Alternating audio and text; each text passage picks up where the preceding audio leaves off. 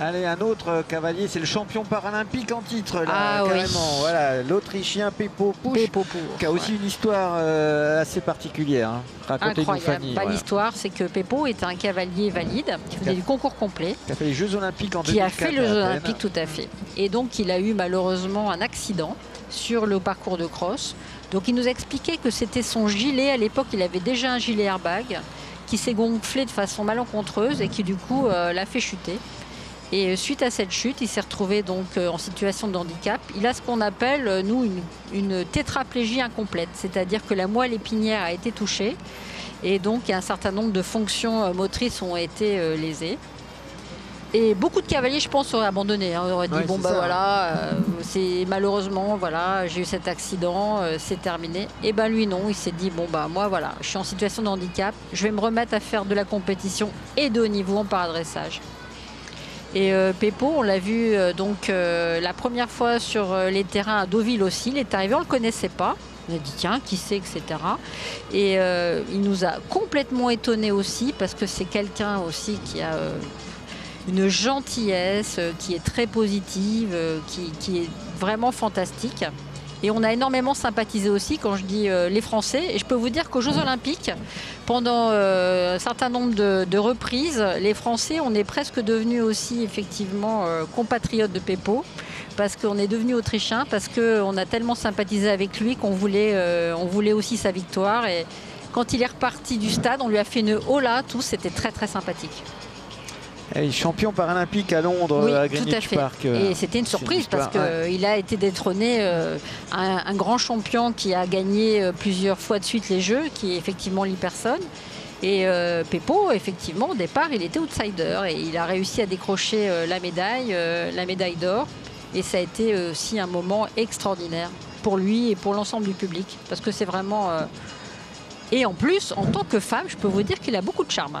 D'accord, ah bah voilà. Ah oui, il a des yeux magnifiques. Fanny, voyons. Donc c'est vraiment un très beau cavalier et très très très gentil, très modeste. Et vous voyez, en fin de compte, ce qui est très étonnant, c'est qu'on voit quand même toutes les problématiques de coordination qu'il a. Et la stabilité de l'attitude du cheval, c'est très très étonnant parce que je pense que tous nos téléspectateurs qui sont beaucoup, pour la plupart des cavaliers quand même passionnés, avertis, seront étonnés de voir comme le cheval garde cette stabilité malgré, on dirait, les problèmes moteurs. Tout à fait. Et ça, je peux vous dire que c'est beaucoup de travail.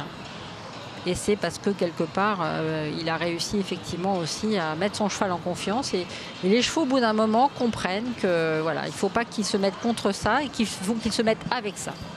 Et c'est ça qui est vraiment, vraiment étonnant.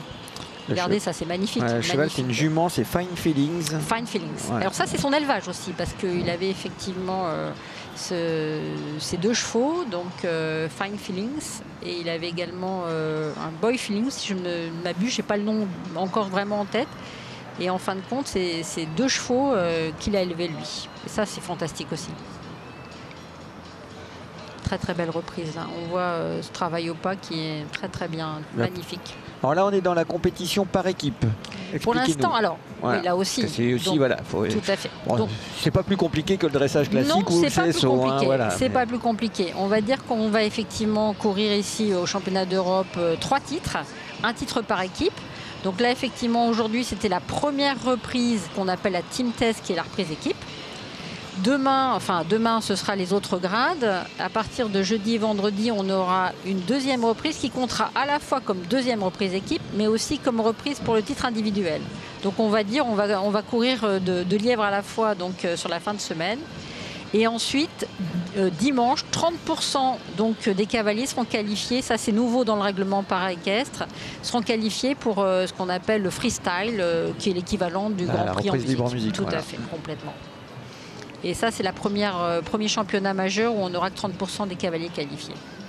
Bon, regardez cet arrêt, c'est magnifique, superbe. Très belle reprise. Voilà.